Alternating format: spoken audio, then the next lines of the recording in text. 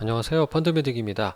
네, 좋은 TDF를 선택하는 기준이 뭘까요? 1번 많이 팔린 TDF, 2번은 비용이 좀 낮아서 장기 투자에 유리한 TDF, 3번은 환해지 전략을 좀 차별화해서 가져가는 우리나라 같은 신흥국에 유리한 TDF가 있을 겁니다. 일단 규모가 크다고 무조건 장기 성과까지 좋을 거라는 보장은 없겠죠. 물론 많이 팔린 그리고 시장의 인기를 많이 끌고 있으면서 또 상대적으로 좋은 성과를 보여주고 있는 미래에셋의 전략 배분이라는 TDF도 있고요. 저비용으로 치고 나가는 회사들이 주로 이제 ETF를 활용해서 포트폴리오를 짜는 KB자산운용이나 우리자산운용의 상품이 있을 건데요.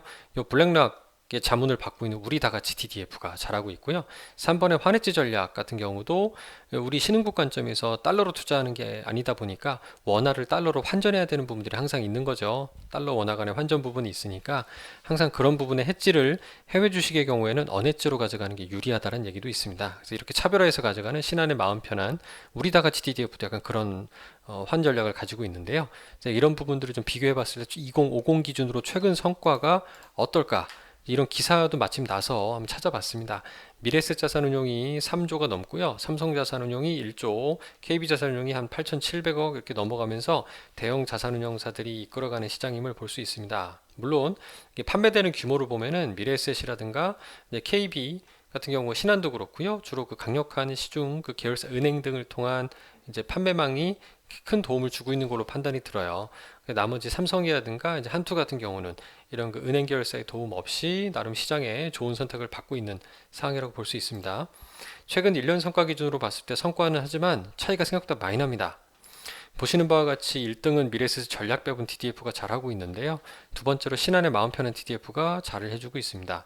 그 다음에 우리자산운용의 그 저비용의 패시브의 블랙락 자문을 받는 TDF도 잘하고 있죠.